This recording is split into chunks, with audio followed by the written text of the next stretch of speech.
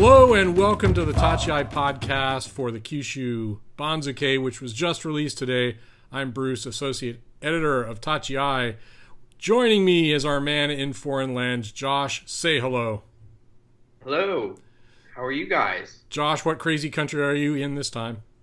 I'm in Malaysia, and if you were someone who probably watched the last Tachiai podcast we did all together, I was in Tokyo at that time. We were celebrating the 3rd anniversary of Goeido's Yusho. Oh, yes. And I brought a cake, and a lot of people on the site commented on that. So I thought, I've got to be able to find something that's going to compete with that this time. And here in Malaysia, they have a candy bar called the Twin Go, which, of course, could be used to reference the fact that Takano Fuji of the Taka twins has left the world ahead of this podcast. So to some people's disappointment, to some people's relief, he's gone. I'm going to enjoy this chocolate bar at some point. You do that in memory of that guy. And also, of course, the creator of Tachiai, the leader of Team Tachiai, it's none other than Andy. Hello, Andy. Hello, how are you guys? Delighted to have the final Banzuke of the year in front of me. And boy, what a crazy piece of information that thing is. But before we get into the Banzuke that probably caused a number of people who play Guess the Banzuke to step out on the ledge, let's talk a little bit about the site and some roundup of sumo headlines. First of all, at Tachiai, it was a record breaker. Our Aki numbers were the highest for any month ever. And that was even without any sort of really major scandals going on. The Anglosphere world of sumo continues to grow. People continue to find us. I think this is something that was alluded to in some of your interviews, Josh, is that nobody's quite sure where everyone's coming from. We're just happy they're here. Would you say that's the case? Yeah, absolutely. Well, I mean, we've obviously seen a lot of growth in the U.S. and Australia and the U.K. and Canada. And I think to your point, what's also remarkable is that already it's not quite the end of October yet. Yep. It's October. But this has been a record-breaking month for us for a month that doesn't contain a bashing. So it's not only that the traffic has come and that people are coming, and I think we're all thankful that they want to hear the things, or read the things that we have to say, or in this case, watch the things that we have to say. But they're sticking around, and hopefully they continue to join us into the next tournament. I got to admit, maybe they're finding the same things that we did. Sumo's just compelling. Andy, did you ever think it would turn into this thing? No, not at all. Are you enjoying the ride? Heck yeah. Yes, yeah. So am I. I mean, it's awesome. I mean, I just wanted a place to be able to kind of bullshit about sumo, and so it's very nice. It is. And thank you very much for letting me tag along, Andy. So, speaking of I shouldn't say this. Speaking of people who like to talk about sumo, Josh, you have been landing some absolutely fantastic interviews. It has been, I think it's one of the reasons we have the traffic. You're pretty close to wrapping up your series with Murray Johnson. And you've got some more stuff in the pipeline. Why don't you talk about that? Yeah. Thanks. It's very kind of you to say. I mean, the Murray Johnson features, obviously, I'm glad that's gone up. It's a long time coming. We did that chat in May of this year. 3 parts are live now as we discuss this, and we're really fortunate and really lucky to get him. He doesn't usually do that kind of thing, as both he and others have said. But of course, he's also someone who's very available to fans who comment on the NHK World Facebook sumo page. So if you're someone who is interested for insight on something that we did not end up covering, that's always a good place to ask questions. There's one more part of the feature with him. It'll probably come up this week as we record it. Again, I hope folks really enjoy his insight on the broadcasting process. Oh, yeah. Compelling stuff.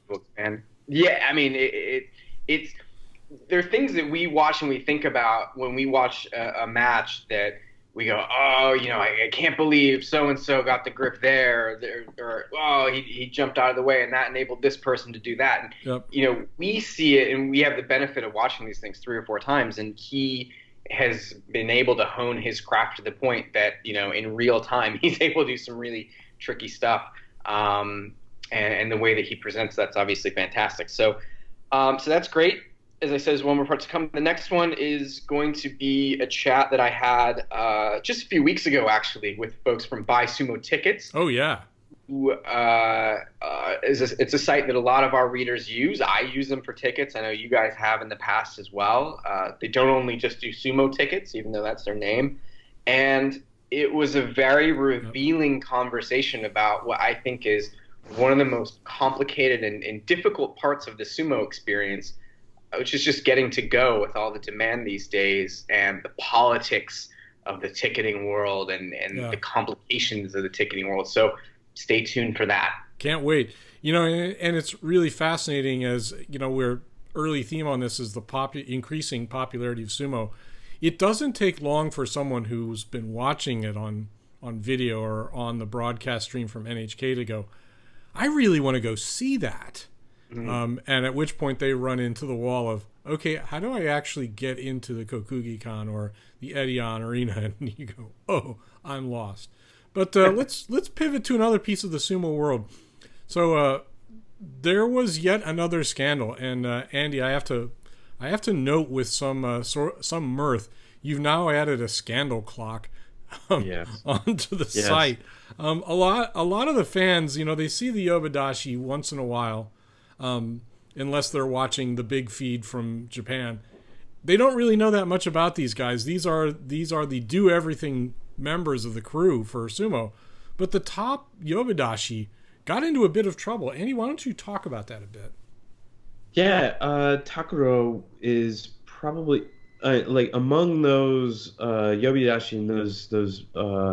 And it's been difficult to try to come up with a term for a translation for for what they do, because they're not really just kind of the callers of the doyo.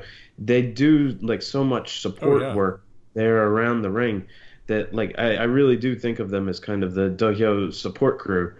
And I think of them as the people who actually run sumo.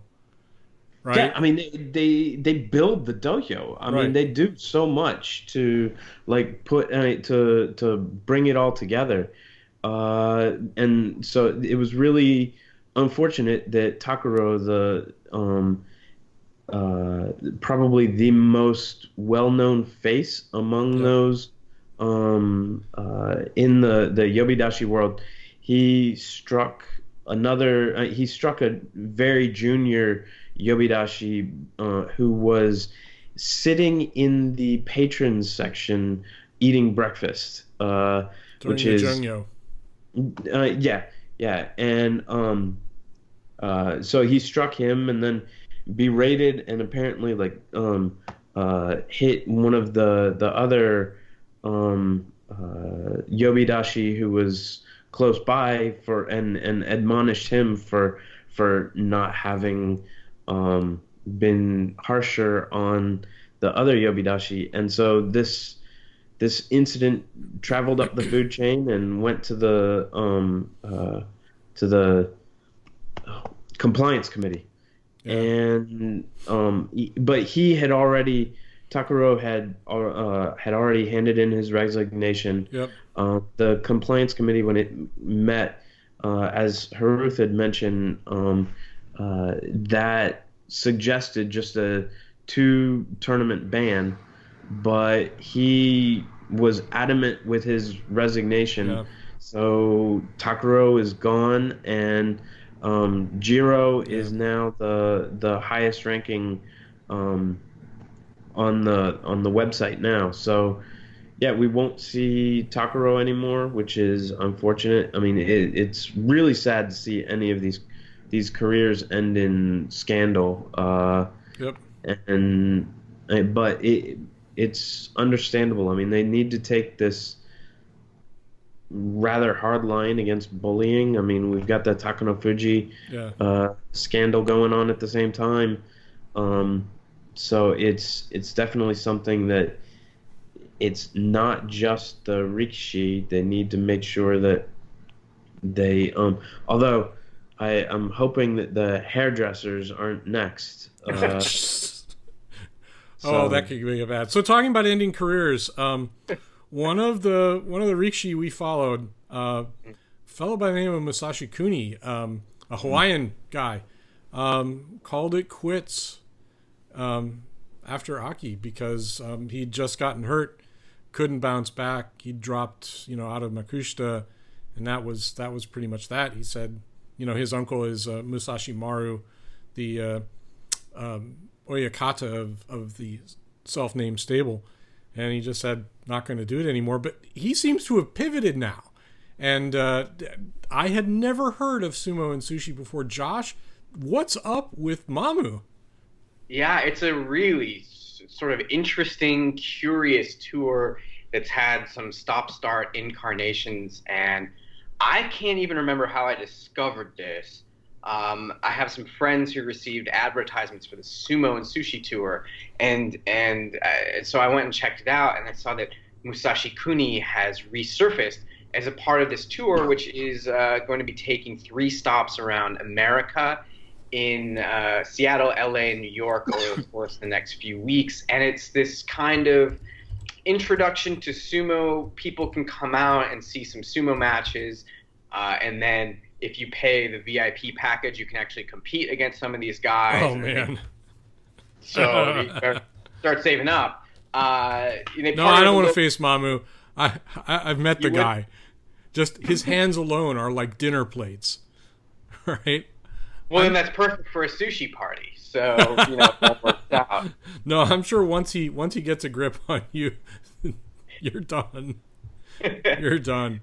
The guys. Well, we'll see how he does. The curious thing to me. So there were some regulars on that circuit over the past few years. There was this guy Biamba who's all over the place. He's done so with Red Bull. He's been in the movies. Yep. I think his former name might have been Daishochi. Yamamoto Yama, who's also been around. He was the largest Rikishi of his day. And so it looks like they're now trying to bring in some other retired Rikishi. John Gunning did an interesting piece in the Japan Times not too long ago saying that they're starting these kind of sumo dinner parties over in Japan, and it would be interesting to see if they would happen elsewhere. And Shunba, who of course is a favorite of many people, has appeared in Tokyo in one of these events. If Shunba shows up in Los Angeles, I'm on a plane. Well, that would be amazing. I think he's affiliated with some kind of event in the Sumida area. So it should be said the USA is not the only place they're trying to do this. Yeah. The weird thing is some of these dates appeared in Australia as well, but there were no venues and there were no dates. They were just selling tickets. And the marketing is a little strange. I mean, to folks who go and see this, they're not going to, and they're seeing sumo for the first time, they're not going to know that, there's a guy, Toyama, who may not have been above, Makushita 16 or Makushita 7 or whatever it is. But the marketing that's going out to folks is saying, come see legends of sumo, not knowing these guys, of course, never been in those top ranks. But if we had one of those in Texas, you'd be the biggest legend of sumo short of Waki Ichiro that would ever show up. No, of course. Take it. It's providing these guys an opportunity. They never got to the salaried ranks to earn some money at the back end of their career, which I think is also great. Yep. Cool. That's really great. So we've delayed it long enough. We're now 14 minutes into the podcast. Let's talk about this Banzuke. And for a change, I'll start off. So we have 4 Komusubi. So as I refer to them now, the 4 Komusubi of the apocalypse. Abi, Endo, Hokuto Fuji, and Asanoyama. I did not expect this, but I guess in hindsight probably should have. You had a thick dose of winning records at the top end, at the bottom end of Sanyaku because, you were short of any Yokozuna, you were short of Ozeki, and it's what are you going to do at that point? They were the senior people in the dojo. Of course, they were going to step in and win. What do you do with the 2 Majishira 1 who both had winning records and nobody else was really worthy of demotion? You're going to grow an extra Komusubi pair of slots. And I think it's great that Asanoyama is making his Sanyako debut. I also think it's awesome that Hokuto Fuji's back up there because, frankly, at Aki, he should have been Komusubi already, but because of the logjam at the top. I don't know. Reactions to that, Andy? Yeah, to me, it seemed the only thing that was fair. We had, like you said, two guys at the very, very top of the Maegashira, Maegashira 1 and Maegashira 2, who were able to post very well in Asanoyama's case, a 10-5 record. It would have been borderline criminal to, I guess, keep him down. Don't keep the man down. I mean, the guy's got a U show. Exactly. I mean, he is the only person to have ever held or ever received the Trump Presidential Cup, for whatever that's worth. But yes, I'm sorry. Congrats to Asanoyama. Well, and actually, that made me wonder: did they not give that out last tournament? No, they did, just not from him. Oh, okay. Oh, they did? They gave the President's Cup? And it's very much on display in Kokugi-Con. I stand corrected. It's a very large trophy, and so what? It's funny because a U.S. trophy being conspicuous and perhaps a bit gaudy?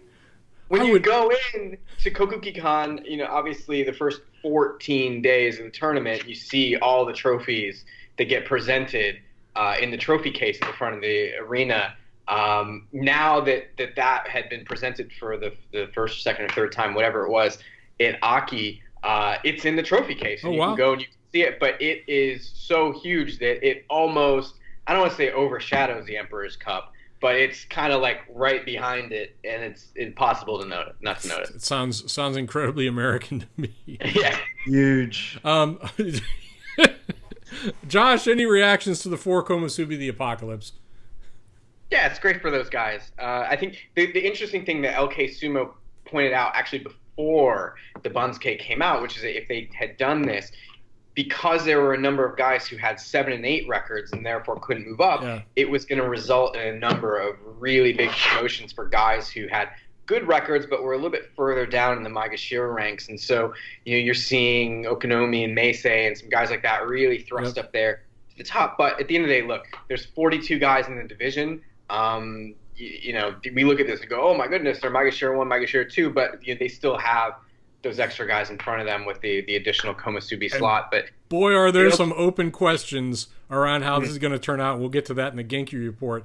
All right, Andy, Banzuke reaction. Yeah, what Josh mentioned about the jumps, Ishiura just seemed to bound up there way too high. I mean, he's at Maegashira 11 on an 8 and 7 record from down in I think Maegashira 15. So I think that's one of those cases that Leonid was talking about, where giving that breathing room with the 2 extra Sanyaku, people are, I guess, artificially inflated a little bit. But Ishiura, it will be a challenge to see him around Kodo Shogiku and Ichinojo. So and this is the thing, I tried to see on Sumo DB if he had ever fought those 2 before, but unfortunately the Sumo DB was down. Yes, let me footnote that. Sumo DB people, we love you. We would be lost without you. Won't you please start a GoFundMe or a Patreon or something so that we, the fans who use you, can send you money so that you can buy shiny, bright, cloud-based servers that won't go down, and if they do, it just flops over to another instance. We would gladly help pay. Really, we would. And fans of Tachiai, I'm sure you agree. All right, Josh, Banzuke reaction. So just really quickly on that Ichinojo tip, a lot of people have been talking about, will this be the time that Ichinojo fights Enho for the first time? Oh my goodness. But those guys are quite a ways apart in the Banzuke, so it may take a little bit of scheduling magic to make that happen. I know that's something that everybody would want to see. The thing that I actually thought was pretty interesting this time is we talk a lot about the Makushita Joy Oh, yes. Top of the Makushita. And it's going to be an interesting one for the schedulers. I think we're going to see a lot of Juryo versus Makushita matches because you've got 4 guys from Kokonoebeya, all ranked Makushita 6 or higher. It's a Chio fest. It is. Chiotori could be back. Chiono Cooney, who won the Yusho last time. Chionoumi, who dropped out of Juryo. And then at Makushita 5, you have Takano Fuji, who, of course, has now retired. So there's going to be a lot of folks around there who end up getting drawn against these Kokonoe guys who obviously can't fight each other. So that'll be an interesting one to watch, and I have a feeling we might get to see a couple old favorites bouncing back. Fingers crossed for the next tournament in January. Yeah, January could be fun. Okay, so there's no putting it off any longer. Let's go into our world-famous, highly anticipated Genki report. So I'll just start with a list of all of the scratch and dent bin coming out of Aki because it was extensive. So we had Yokozuna Kakuryu, who withdrew on day 8, injuring his left knee. Okay, I'd just like to underscore we've all enjoyed Haru's reports on Jungyo, but you can't take that as real status. I mean, these guys, they put on a good show for the fans out in the Wilderlands, but we have no idea what state Kakuryu's in. Ichinojo, of course, withdrew day 5 after that shoulder just completely got dislocated. And is he well enough to fight? We don't know. Yokozuna Hakuho withdrew on day 2 after hurting his right hand. Ozeki Takayasu did not even start after Tamawashi destroyed his left elbow. And rumors are that it's still not quite right. Miraguyu left and came back after a calf injury. And, of course, we had Takakeisho blow out a pectoral muscle in the final match of the Basho. Boy, I'm telling you, we have been complaining at Tachiai about the state of injury and the state of training for a couple of years now, but it is just absolutely astounding to see this level of injury at the top coming out of the fall tournament when, folks were largely able to, to train up and get ready. So we'll start the Genki report up at the top. Let's talk about Takayasu. Folks may know that I like Takayasu. I'm sort of a fan of his, but I worry his career's done. Josh, thoughts on that? Wow. That's how I feel. It's hard to, kind of not to reserve comment until we see him again in a competitive match, right? Yeah. So I have a feeling, the gut feeling, which is based on nothing, is that, he might compete and try and get to 8 wins just because we know, how these things kind of come together when Ozeki is Kadoban, a lot of times, especially, folks from that stable who tend to compete when maybe they shouldn't, someone who's facing that kind of demotion might try and gambarize and pull it together. At the end of the day, the thing that I feel about Takayasu is, this is just how sumo goes. People get injured, they get overtaken by the next generation. But when we think about Takayasu specifically, to me, it's a shame that we and he have been kind of robbed to this point of what should be some of the prime years of Takayasu's career owing to various injuries during the Ozeki year. And, this elbow injury is obviously the most extreme, the most serious one of those. But when it's all said and done, whether to your point, Bruce, that's sooner than later, or whether he hangs around in whatever capacity or he's able to get back to full health, I have a feeling that however things shake out for him, that may be how we look back on his career, that he was someone who had a lot of high hopes and someone who I think a lot of people thought could have been a force. But a lot of his prime years were lost to various injuries, and I think that's kind of disappointing. Yeah, he's been hurt pretty much since he picked up the Ozeki rank. Andy, thoughts about Takayasu? Yeah, I guess based on some tweets from Haruth earlier, they're not. It does not look promising for Takayasu and his recovery. I was hoping that he would have taken the Jungyo off and hopefully even this whole tournament off, and maybe coming back in for Hatsu as a Ozeki Wake, and really trying to fully heal. But yeah, we may be looking at the end of his career a little bit sooner than we probably would have hoped. Yep. So speaking of Ozeki Waki, we just got rid of an Ozeki Waki. Takayasu managed to battle back. He looked great doing it. He looked strong. He looked poised. His balance was outstanding. And then in the playoff, the final match against Mitakeumi, he draws up and really doesn't. We don't see him unleash any really strong moves, and it turns out, he injured a muscle during the early moments of that bout. What a disappointment for sort of the next great hope in Japan, that this talented young fellow is now bouncing from injury to injury, having reached the Ozeki rank. Andy, thoughts about Takayasu? Another one where I'm hopeful that he plays it cautious. I mean, now that he is Ozeki, he's regained his status. I hope that he's able to.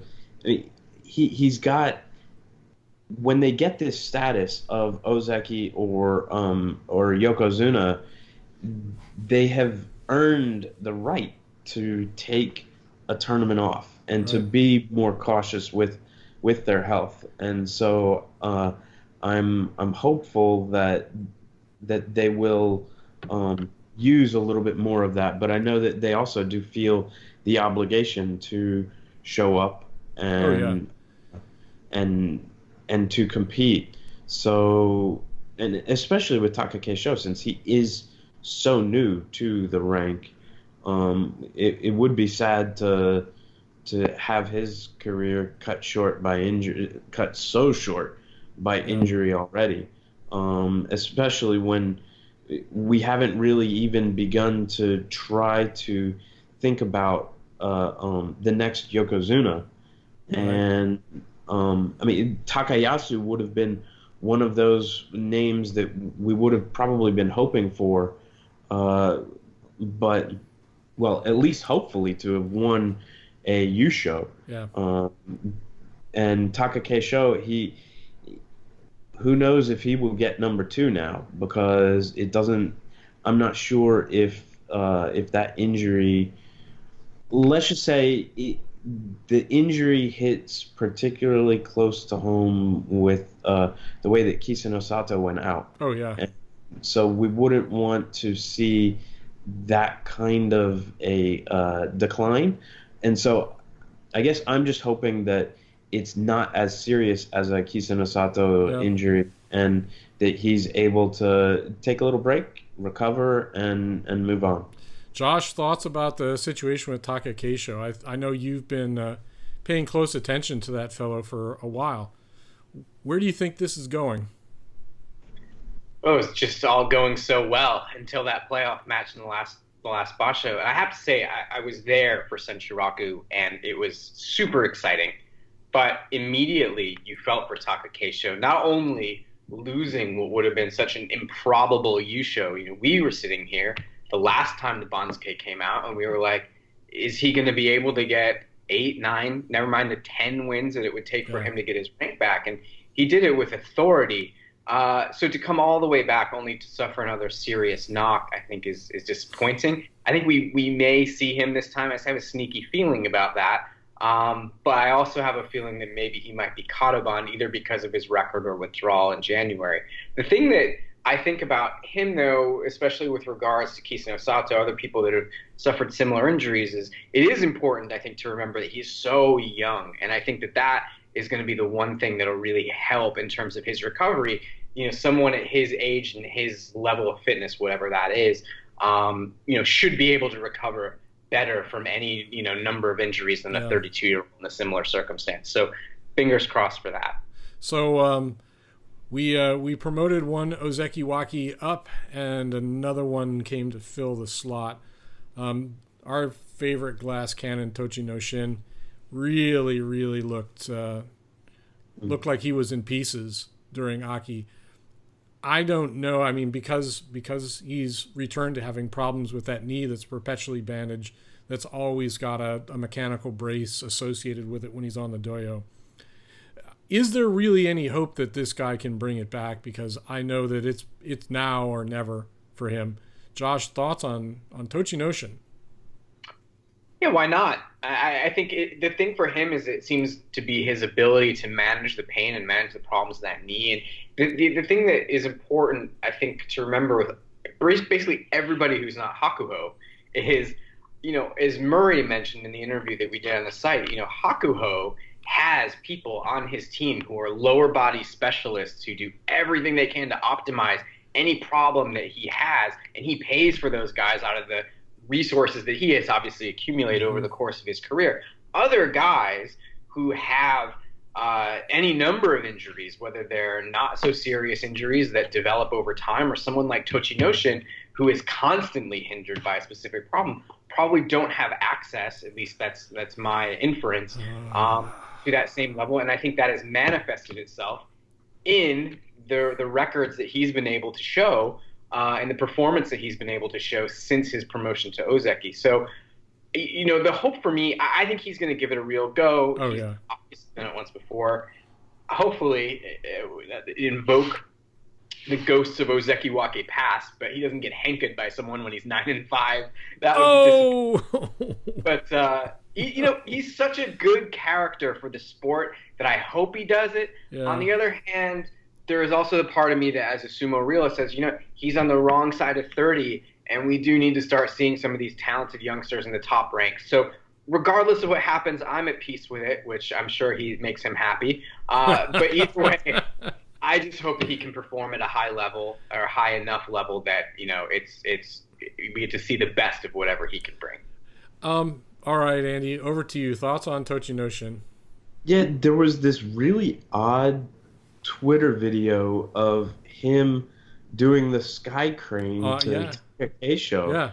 And he had no brace on either knee, which it struck me as very, very strange that but then again, it is Jungyo, and so it's not like super serious competition there. So was it, my theory, it might have been one of those real fakes, right? Where it wasn't actually Takayasu, it was Enho that he was tossing around, and that someone had sort of 3D mesh wrapped Takayasu's body onto. Never mind. Go ahead, Andy.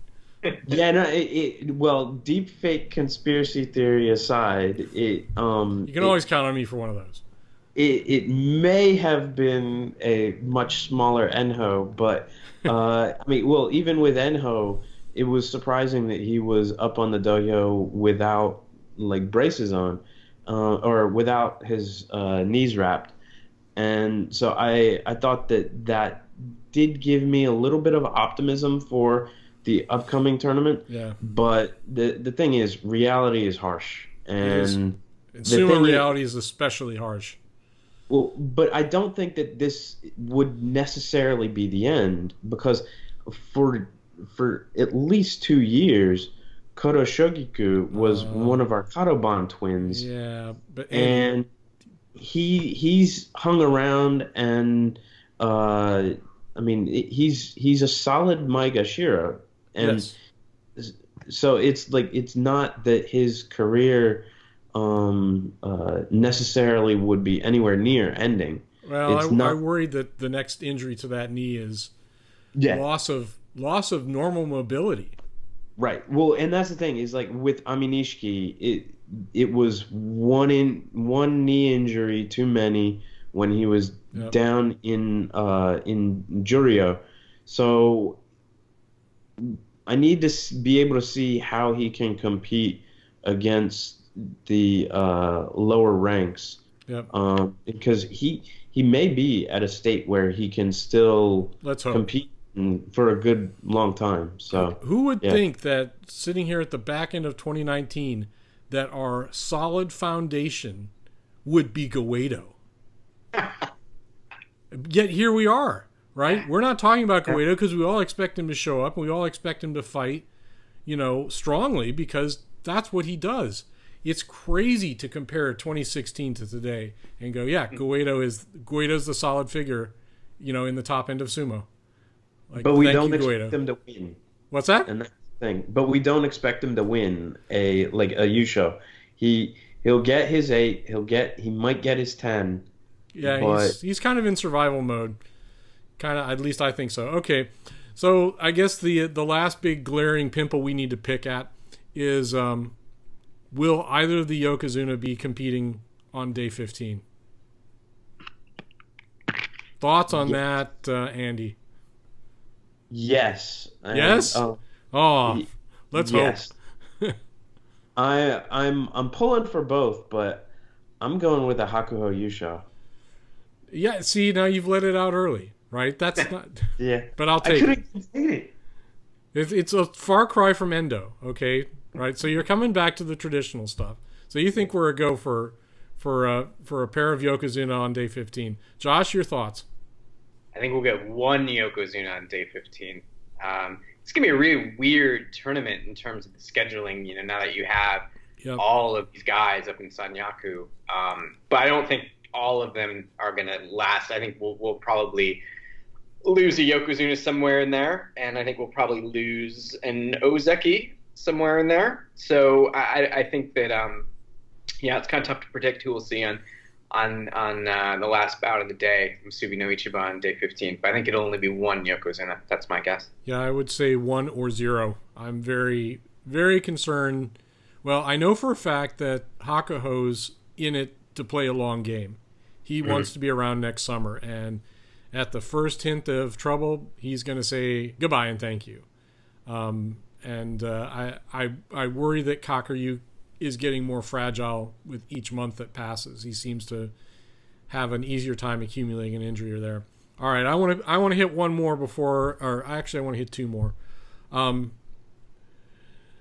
Mitakeumi has been a bridesmaid for the Ozeki promotion a couple of times now, and there are people who are negative about Mitakeumi and his work ethic and his practice, but the guy seems to really have a lot of heart. He really seems to put it in. This may be his best chance for whatever remains of his career to hit Ozeki. Josh, thoughts about Mitakeumi this time? Plenty of thoughts about Mitakeumi this time. The first thing is it's hard not to mention that he's getting older as well. Yep. And a lot of the guys who are bona fide stars of the sport, when we go back through history, at the highest levels, reach these ranks when they're in their early to mid-20s. Not all of them, but he's already on the downslope of that time, despite having already pocketed a couple Yusho. So we say it time and again, the problem with him is just always consistency. And he may finish his career with more Yusho than many Yokozuna ever had. Certainly he's already matched Kisano Sato. But I don't know that he'll be able to make that rank. So I do think that he will eventually make Ozeki. He probably needs a 12-win tournament this time, which I think might be quite difficult. But I could see him getting 10 or 11, and then another 10 and 11 in January to do it then, depending how things shake out with the injury problems above him. For him to do it this time, he has to beat everybody, all of the people ranked Komusubi and below, and then probably beat half of the people ranked Yokozuna and Ozeki and Tochinoshin. Or have them drop out. Right, exactly. So, to that point, probably by the time he has to face them, which is week 2, a couple of those guys will have pulled out. So, but the key is whether he can be perfect against everybody below him, and that's the thing that gives me pause, because we don't just have 4 Komusubi for no reason. There's a number of hungry guys down there, and that's going to be the challenge for him this time. Andy, thoughts about Mitakeumi? I think he will get there. Like Josh alluded to, he's got more titles than anybody who's an Ozeki right now. Yep. And one is more than what Takayasu has. So I think that how sad. He will get there. It just will likely be early next year. So I got to end the Genki report with a shout out to the never say surrender Ikioi. For fans who wonder what happened to Ikiyoi, he dropped out of Makuuchi down into Juryo. He was a physical wreck. His body was just I thought he was done for, but he managed to pull it together enough. He rallied. He took the Yusho in Aki, and it looks like he's on the comeback trail. This would be a great story. Andy, thoughts about Dear Ikiyoi? Well, and for him, it's really how high can he rise? I don't think that we'll particularly see him fighting for a Sanyaku position in the next year. I think that he'll be quite happy with the lower Maegashira position, and he'll sit there for a while. But he's going to be there until his injuries finally take their toll. Yep. But no, he's definitely a fighter, and I mean he's always somebody who, even if his leg is falling apart, he's 100% Genki, given it everything he attitude is ultra Genki. Okay, exactly. Josh, thoughts about Ikiyoi? I think they should rename the Fighting Spirit special prize after him. But anybody who reads the site knows how much I like Ikiyoi. To your point though, Bruce, he's still a physical wreck. I mean, that hasn't changed. He was fighting at a vastly reduced position last tournament, but I thought he looked great. I thought he just gives it everything, and at that level, certainly it's good enough.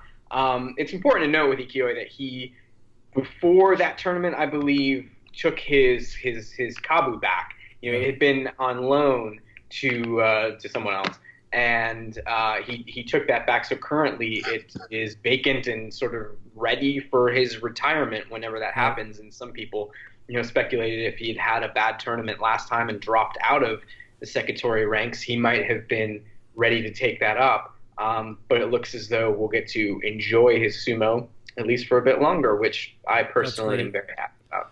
That's great. Well, on the happy note of Ikioi's resurgence, let's go into our always regrettable predictions.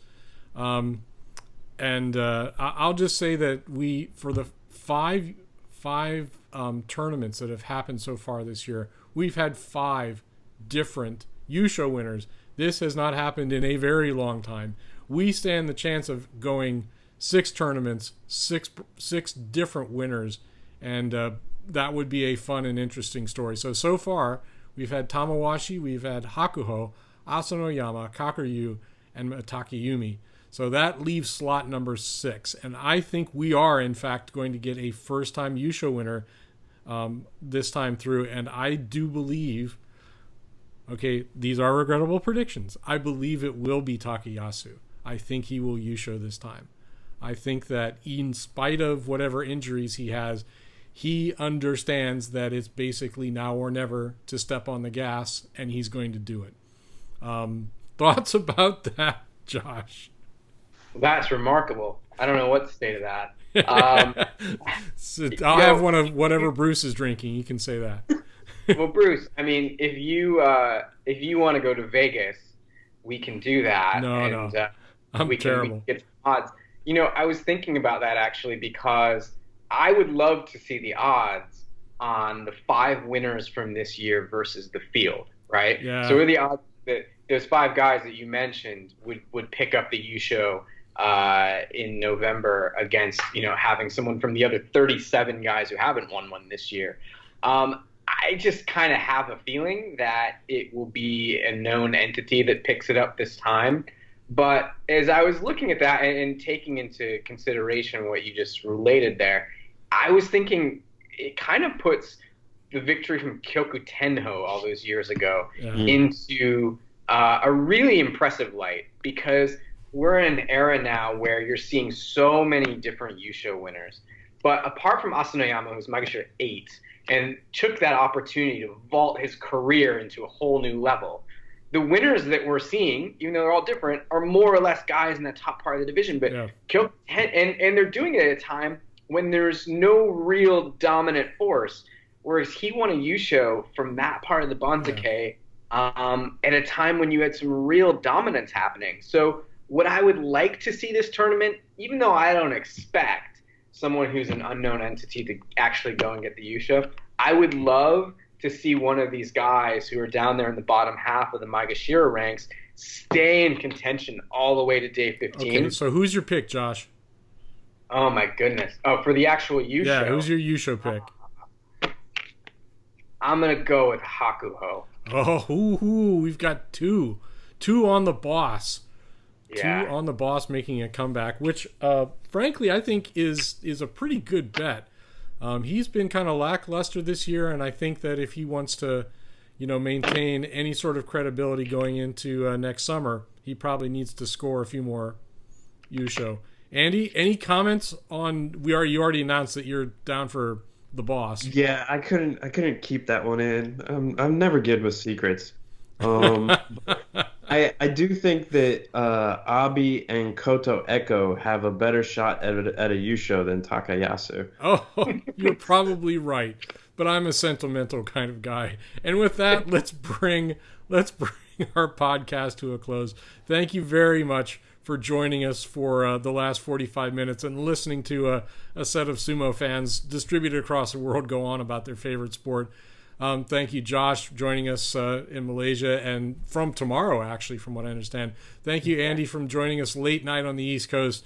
Everyone, thank you for watching, and remember, for sumo, it's Tachiai.